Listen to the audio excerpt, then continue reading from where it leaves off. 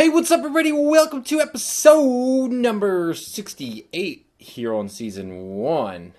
Today we are talking about how are stash invest and stash retire different. So, for those of you guys who are like, oh, stash invest has stash retire, what the heck is the difference? Or should I open a stash retire account and all that kind of stuff? So anyways, let's go ahead and dive into it really quick. So stash retire, for those of you guys who don't know, I'll just put it up there. What is stash retire? But stash retire, real basic overview, is stash retire is a Roth IRA, which basically means that it's a retirement savings account compared to an investment account, which is a stash invest account. Along with that, stash retire also charges $2 a month instead of the typical $1 that comes from stash retire. On stash retire, also you have to invest $100 up front. I think on stash invest you can invest like $5 is all it takes to open an account.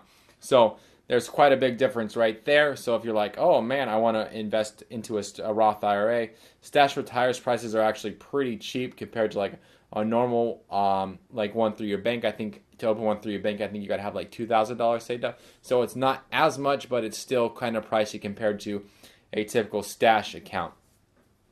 Also, on a stash retire, you have to wait till 59 and a half to pull out that money that you got from capital gains. But the nice thing about that is because it's a retirement account, it comes out tax free. So you can basically make as much money off capital gains or appreciation interest, and when you pull that money out, it comes out tax free. Whereas on stash invest, you got to pay the tax per year on that. So I think if you're like in the smallest tax bracket, it's like $15 or 15% a year. If you're in a higher tax bracket, it's more than that. I think the highest you have to pay will be about 25% tax on what you made. On both of those, on stash retire and stash invest, you can pull out your initial investment. So say in 5 years from now, you're like, oh man, and stash retire is up to $5,000 of what you put in with your money. You can pull that out to go invest it or buy like a car or make a down payment on a house or anything like that. You can also leverage your stash Roth IRA as a form of like a down payment. Or so say you have $10,000 and $5,000 of it is from capital gains that you made off of your initial investment of $5,000. You can also use that to leverage a down payment on a house as well. It's just kind of, I don't know how to go about doing that, but I was reading online that that's one thing that's nice about having a Roth IRA is you can use that money to leverage a down payment. Also, on stash invest, you can pull out that money as well, your initial investment. So it's kind of like both are the same in that way. Also, they're in the same way when you go to invest, you can invest into a percentage of that ETF. You don't have to invest into the entire ETF. You can invest like $5 into the ETF that's worth $40 or whatever.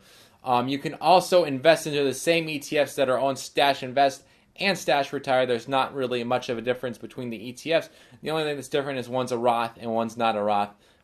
And so one basically you have to pay $2 and all that kind of stuff. So anyways, I guess that kind of gives you a little bit different. So if you're playing the short game on stash invest, obviously on stash retire, you're going to be working it a little bit differently. I would be more invested in bonds and long-term stocks over there, but over on stash invest, you can be invested into the short term. Especially if your account is you only plan on having a stash invest account for like 2 to 5 years and making like some money and using it as a savings account, then over there you might want to make some higher gains. Where a stash Roth IRA retire, you might want to focus more on preserving and getting a like 7 to 8% return every single year, and even hedging against like inflation and that kind of stuff. So anyways, let's go ahead and dive into the question of the day,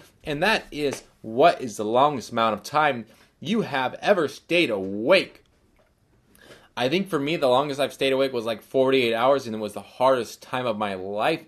I probably did this a few times while I was in college. One was for a 48-hour film festival. We would just not sleep and just film the entire time making a video. It was like usually 5-minute video, but we literally spent the entire day and night editing and getting this video ready for the judges. Also, towards the end of the semester, when the final papers were all due, I would just stay up and crank out as many papers as I could, like the last 3 days before school ended.